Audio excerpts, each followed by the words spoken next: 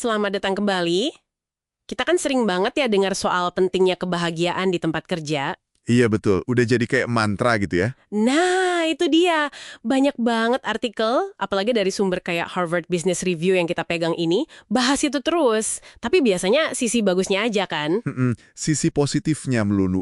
Nah, kali ini kita mau coba lihat dari sisi yang beda deh. Kita mau gali riset-riset yang mungkin agak terabaikan gitu.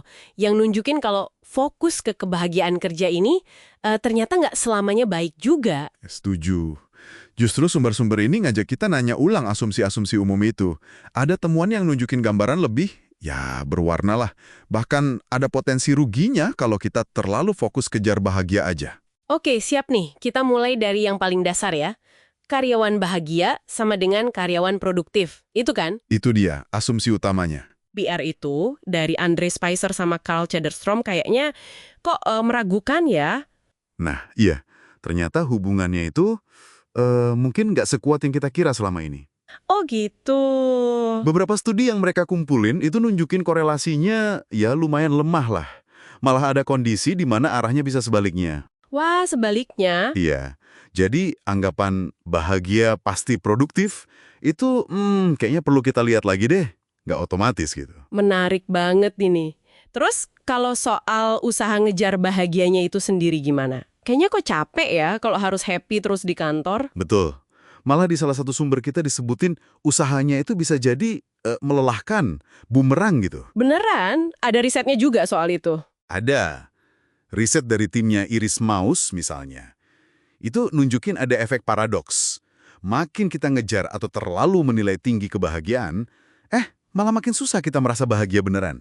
Kok bisa gitu ya? Mungkin karena kita jadi terlalu fokus ke diri sendiri atau standarnya jadi ketinggian, nggak realistis. Ini nyambung juga kali ya sama konsep emo diversity dari Quaidbach. Oh, yang soal keragaman emosi itu ya? Iya, bahwa ngalamin macam-macam emosi, termasuk yang negatif, itu sebenarnya lebih sehat secara psikologis dibanding cuma ngejar senang terus. Oke. Jadi selain capek dan bisa jadi kontraproduktif, ada lagi nggak sih dampak negatif lain kalau kita terlalu nekenin soal bahagia ini? Ada beberapa nih dan cukup bikin kaget sih. Pertama, riset dari Joseph Forgaz itu bilang, suasana hati yang terlalu positif itu bisa bikin kita kurang skeptis. Kurang skeptis? Maksudnya? Jadi, lebih gampang ketipu gitu. Kemampuan kita buat deteksi bohong bisa nurun. Serius? Wah, Iya. Terus yang kedua, dalam konteks tertentu, bahagia malah bisa bikin orang lebih egois. egois. Gimana ceritanya? Misalnya dalam eksperimen kayak Dictator Game. Itu loh, yang satu orang mutusin bagi duit ke orang lain. Nah, orang yang lagi happy kadang cenderung menyimpan lebih banyak buat diri sendiri. Ini temuan Tan dan Forgas. Astaga, jadi bisa lebih gampang dibohongin, terus bisa lebih egois juga ya? Nggak kepikiran loh. Ada lagi? Masih ada. Ketiga, risiko jadi rapuh secara emosional. Kalau kita ngarep banget kantor atau atasan yang bikin kita bahagia. Jadi bergantung gitu ya? Nah itu dia, kita jadi dependen ke mereka. Pas harapan nggak sesuai, ya gampang banget kecewa, gampang rapuh. Masuk akal sih itu. Terus yang keempat ini pengamatan sosiolog Eva Illouz. Dorongan buat ekspresikan emosi atau jadi otentik di kantor itu kadang malah bikin orang memperlakukan hidup pribadinya, Kenapa emangnya?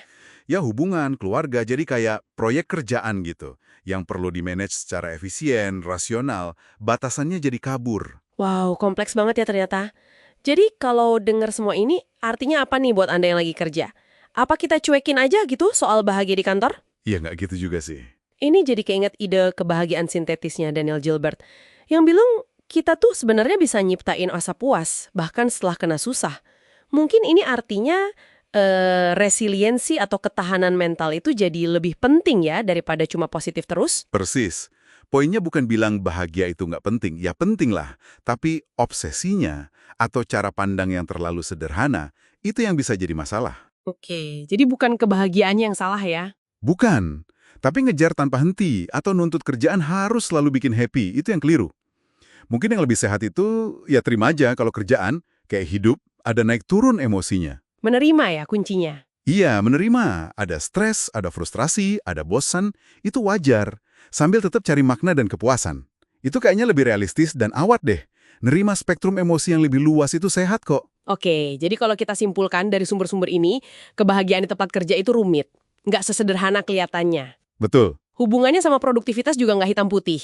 Dan terlalu fokus ngejarnya atau nuntut dari luar, malah bisa ada sisi negatifnya yang nggak kita duga.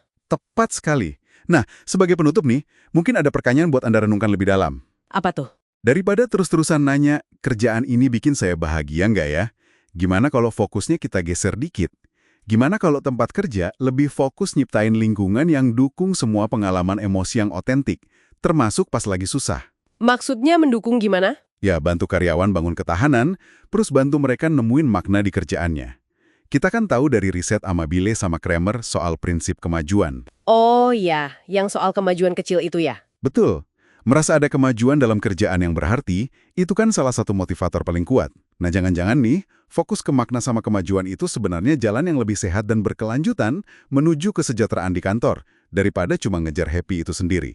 Sesuatu buat Anda pikirkan lebih lanjut.